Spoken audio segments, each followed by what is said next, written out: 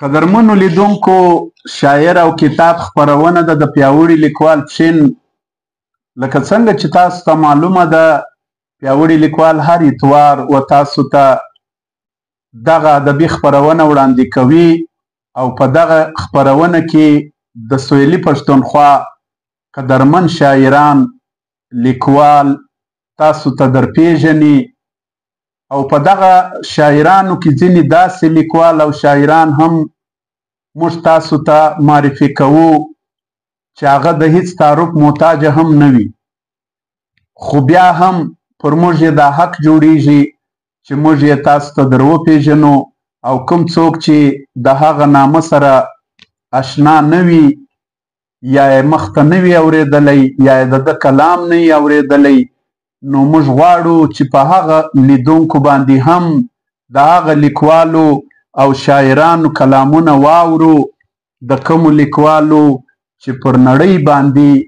یو نوم پروت دی. زه چې نن د کوم قدرمن لیکوال او شاعر کتاب له تاسو سره معرفي کومه، غواړم تر ټولو لومړی تاسو ته یو کلام وړاندې کړم چې همداسې تاسو دغه لیکوال په خپله باندې وپېژنئ. دا په لر او بر پښتانه کې یو د ځلانده ستوري په څیر دی او سویلي پښتونخوا ورباندې ویاړ کوي، ټوله لیکوال او ټوله پښتانه ورباندې ویاړ کوي. دی په یو کلام کې وایي دلته لا خلک خوښوي د وینو رنګ درویشه. دلته لا خلک خوښوي د وینو رنګ درویشه، ښایي و پای ته ژر ونه رسي دا جنګ درویشه. دلته لا خلک خوښوي د وینې رنګ درویشه، ښایي و پای ته ژر ونه رسي دا جنګ درویشه. د دې پردي دیوال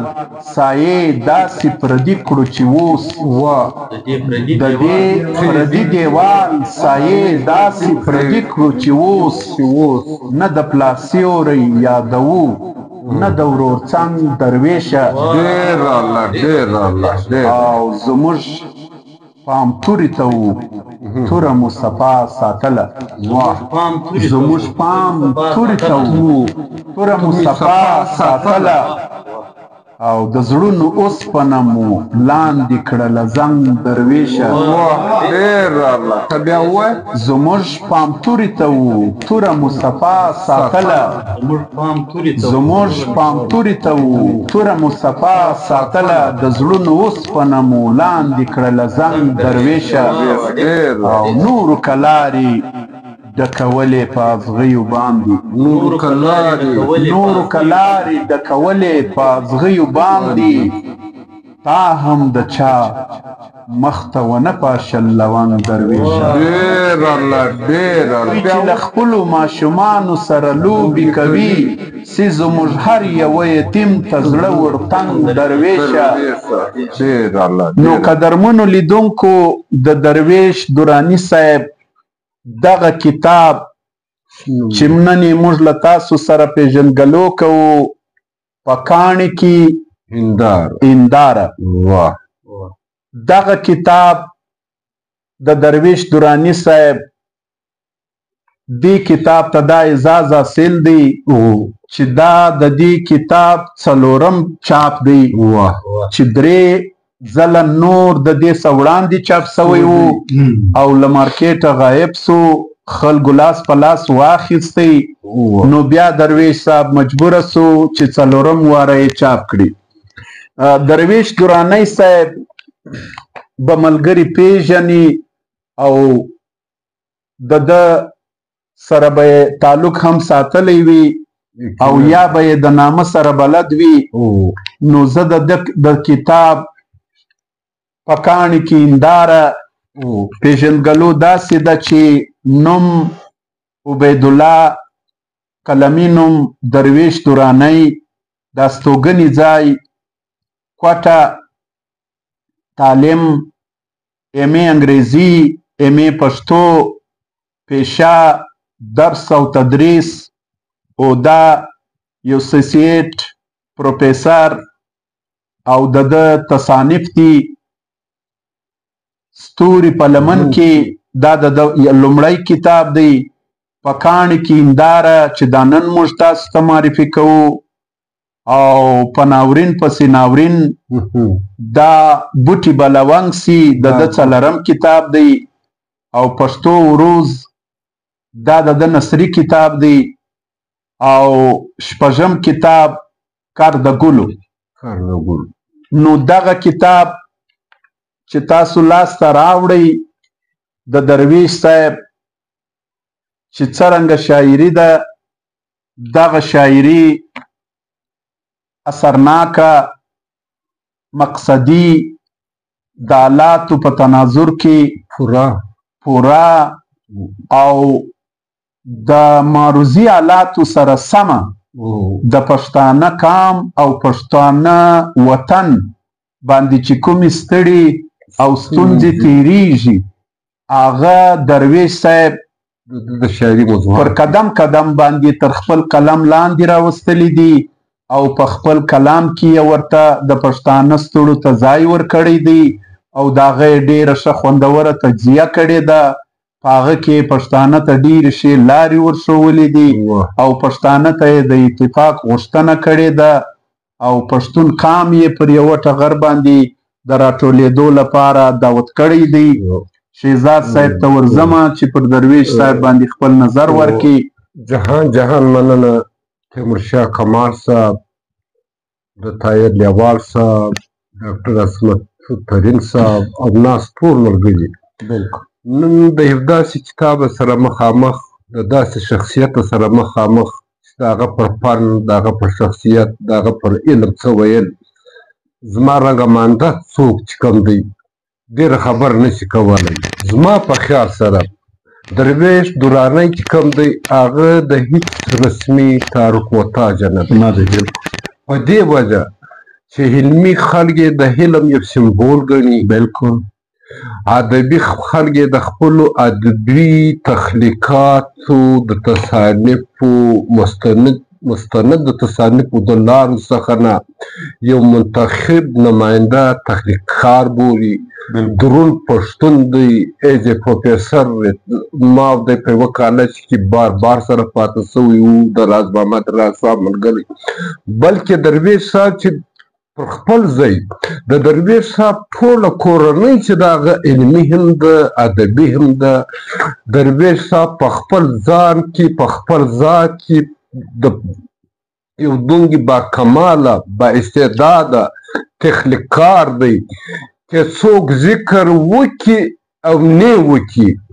دا په لر بر پښتانه وطن سره سره په نږدې ډېرو ملکو کې چې کوم دی نه درویش صاحب د خپل نوم په حواله، د خپل فن په حواله، د خپل تخلیق په حواله خپل ډېر ښه شناخت لري، خپل ډېر ښه پهچان لري. نه صرف دا چې دا شاعر دی، لکه څنګه چې تیمورشاه کمال صاحب وویل چې د ده دا شعري مجموعه څلورم وار چاپ شوله.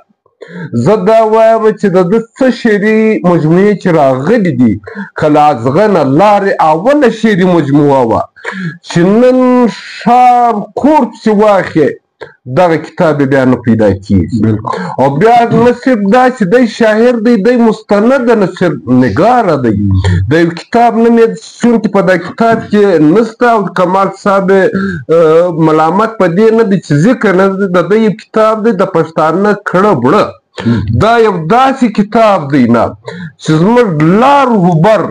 د پښتانه مزاج، د پښتانه ژوند، د پښتانه کړه وړه، د هغه رسم و رواج. زه په شاعري بې څه وګایږم، د نثر یې دومره سند لري، د شعر خوږه سره بابا سولي. او زه دا درته وایم چې درویش رنګه شاعران او درویش رنګه انسانان، درویش رنګه عالمان دا په صدیانو کې پیدا کېږي. او دا خوشقسمتي ده چې پر پښتانه او بیا د پښین په سیمه کې د کوګلستان په خاورو باندې په کوټه کې میشته او داسې پښتون نشته. بلکې زه په دعوه سره وایم تمامه سویلي پښتونخوا ویاړ په کوي. فخر په کوي او دا د پرون شاعر هم وو د نن شاعر هم دی د سبا شاعر هم دی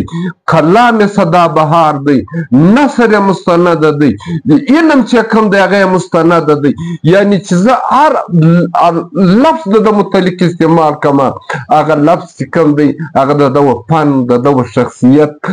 د مقام ته نشي رسیدلی هر شعر چې کوم دی هغه ګرځ ضرب المثل ګرځیدلی دی د هر زمان شاعر دی د هر دور شاعر دی د هر ټولنې شاعر دی زه د کمال صاحب څخه دا خواست لرم چې زما به څه خبرې ته راسې چې نن د ده شعرونه او چې کوم هغه زیات وړاندې کړو اورېدونکو ته درویش تورانی صاحب په خپل یو کلام کې وایي دشمن په زور ننوت په کور د پښتانه دشمن په زور ننوت په کور د پښتانه دشمن په زور ننوت په کور د پښتانه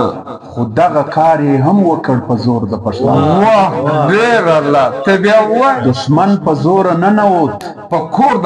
د پښتانه خو دغه کار یې هم وکړ په زور د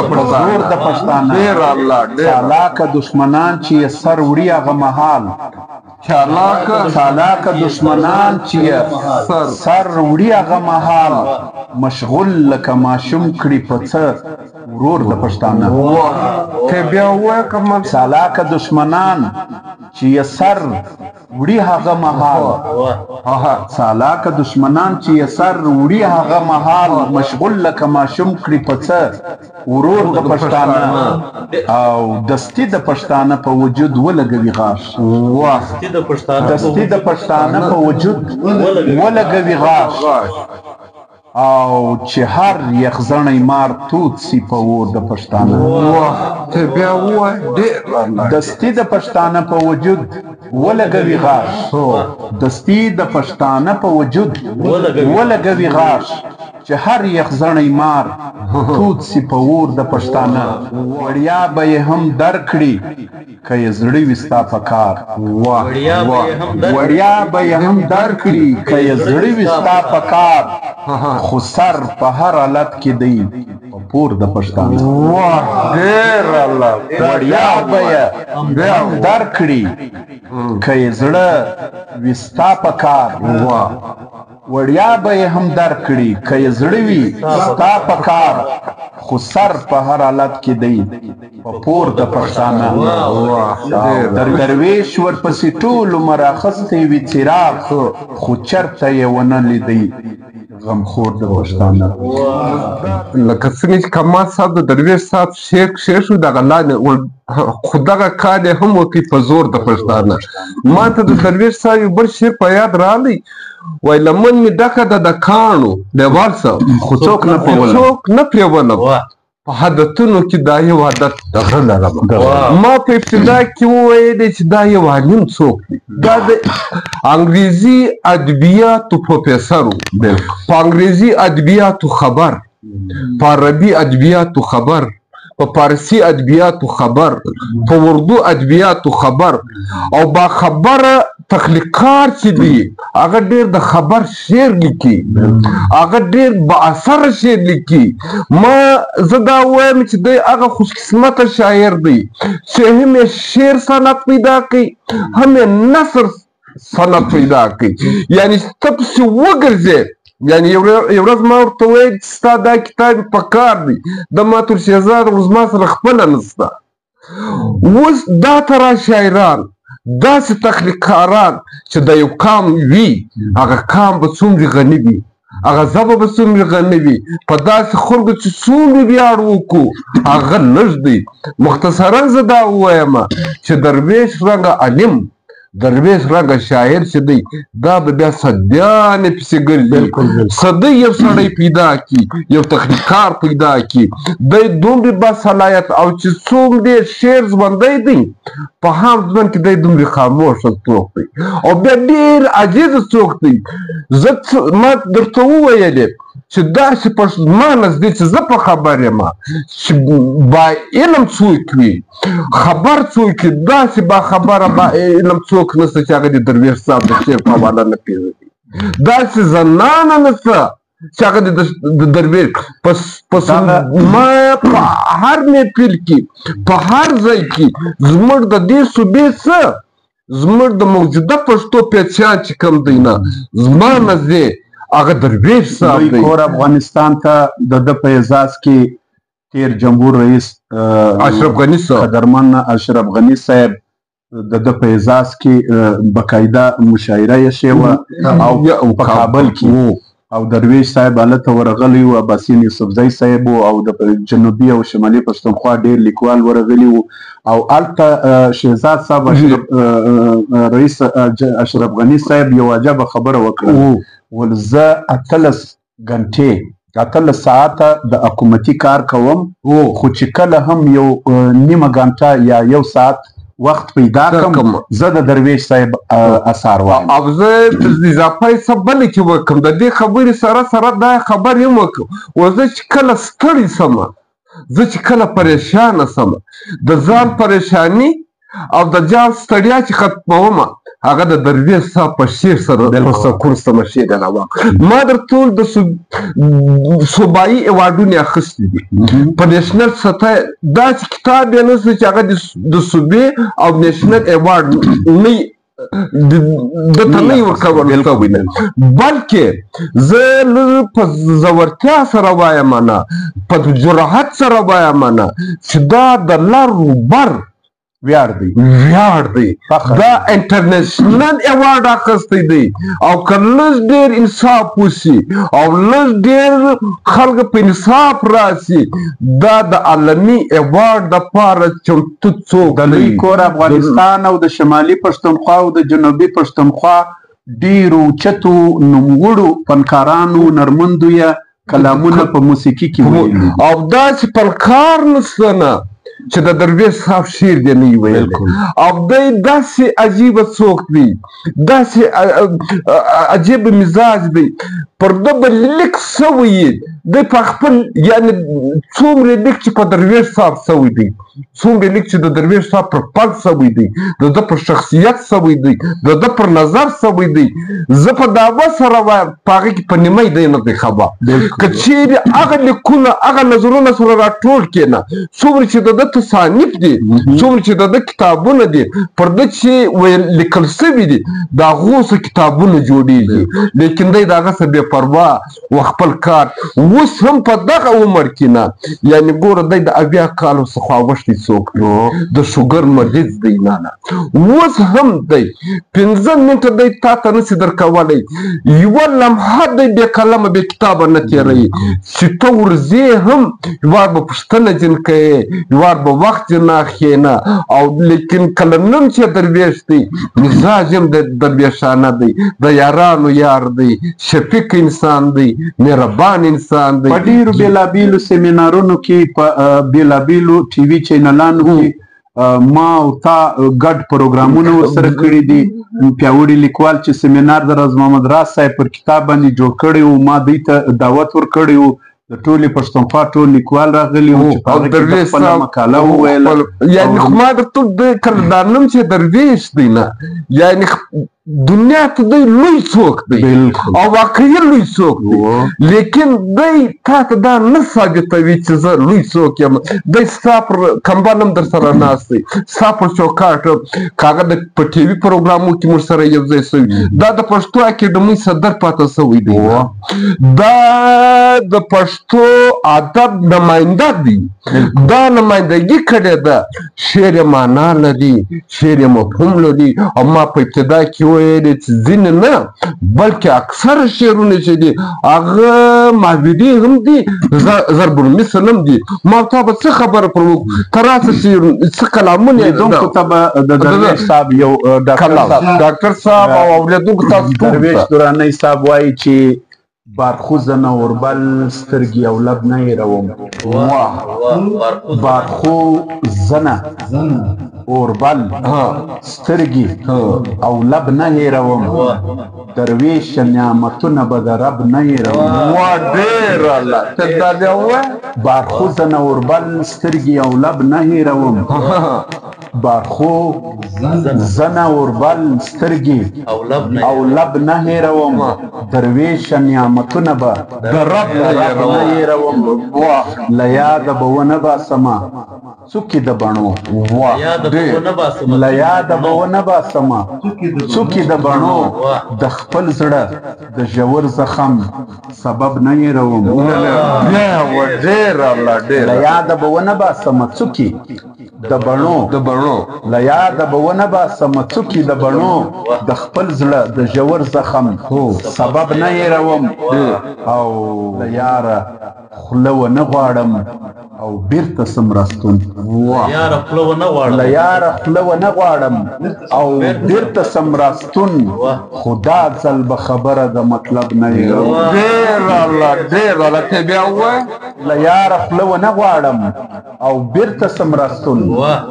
له یاره خوله ونه غواړم او بیرته سم راستون خو دا ځل به خبره د مطلب نه هېروم او مات نه سوم د مودو اجران وته اشنا مات نه سوم د مودو اجران وته اشنا ستا رنګ دی رانه هېر خو ستا طلب نه هېروم او په وصل کې درویشه لرم ویره د فراق په وصل کې درویشه لرم ویره د فراق د رحم په وخت هم د خدای غضب نه هېروم دا د رب والا شعر ووایم ما ته یو شعر په یاد راغلی دغه بل شعر بارخو زنه اوربل سترګې او لب نه هېروم درویشه نعمتونه به د رب نه هېروم اصلا خو زه دا درته ووایم د ده هر شعر چې دی ما ته یو بل شعر په یاد راغلی وایي نه مې تسې هېرولی نه زما له خیاله وځي نه مې تسې هېرولی نه زما له خیاله وځي زه په خوله ابوسو جانانه ته هم ستړی زه هم ستړی د کمال شاعر دی د کمال انسان دی او دا زما په ابتدا کې خبره کوله چې ما دغه ټوله کور علمي ده ډاکټر باقي دراني د کشر و دی هغه د کومې پایې لیکوال د کومې پایې شاعر دی ډاکټر عصمت دراني د پښتو او د اردو مستند شاعر دغه کورنۍ باندې الله رحم کړی دی د کورنۍ ته الله پاک یو عجیبه صلاحیتونه ورکړي دي او بیا دومره عجیبه چې په دې ناز نه دی کړی په دې فخر نه دی کړی درویش و او ځان درویش بولي او دا چې شاعران دي د ټولنې باد وي موږ افرین ورته وایو بلکې زه په ځان ویاړ کوم فخر کوم چې پښتون یم او پښتون شاعر درویش دراني لرم ته یو بل کلام اورېدونکو قدرمنو لیدونکو د درویش صاحب دغه کتاب پر 100 صفحې مشتمله دی 21 نظمونه پکښې دي او 80 غزلې پکښې دي نو تاسو چې دا کتاب په خپله لاسته راوړئ نو په دې کې به نورم خوندور کلامونه تاسو ولولئ نو دی ډاکټر صاحب په یو بل کلام کې درویش صاحب وایي چې نه وه له دښمنه سره توره هغه ورځ چې نه وه له دښمنه سره توره هغه ورځ په دا ورباندې ما نه کړه مور بوره هغه ورځ چې نه وه له دښمنه سره توره هغه ورځ په دا ورباندې ما نه کړه مور بوره هغه ورځ زه پټ ومه په کندو کې له وروره هغه شپه زه پټ ومه په کندو کې له وروره هغه شپه زه ځغاستم په شیلو کې له تربوره هغه ورځ زه پټ ومه په کندو کې له وروره هغه شپه زه پټ ومه په کندو کې له وروره هغه شپه زه ځغاستم په شیلو کې له تربوره هغه ورځ او چې ستا د کوڅې کاڼي کړي زما پر تندي مات چې ستا د کوڅې کاڼي کړي زما پر تندي مات و تا ته خلک ښکاري بې قصوره هغه ورځ ستا مخ ته په ځیر باید کتلی نه وای ما ستا مخ ته په ځیر باید کتلی نه وای ما وم د زړه د لاسه ډېر مجبوره هغه ورځ ډېر الله درویش در سره نه راووتې تنها درویش در سره نه وم ته راووتې تنها په کار پسې روان سوې بې مزدوره هوا. کمال صاحب زه درته ووایم کلمات چې مخکې درته وویل چې د ده لومړۍ شعري مجموعه چې کوم وه اغزنه لار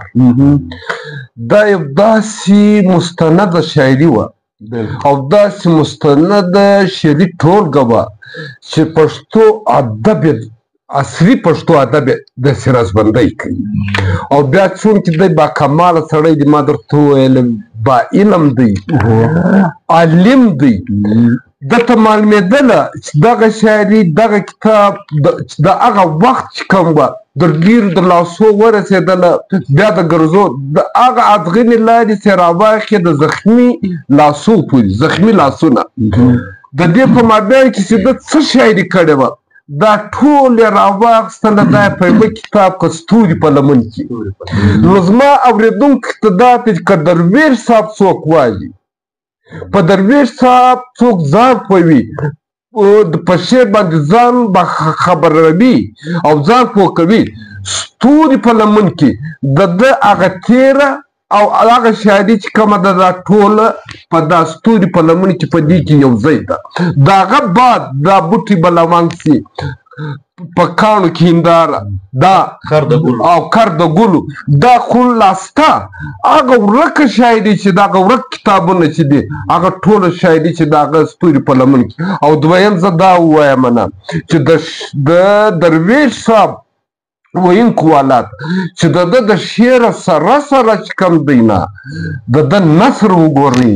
د ده نثر یو داسې د کوم د کلندر لمن باز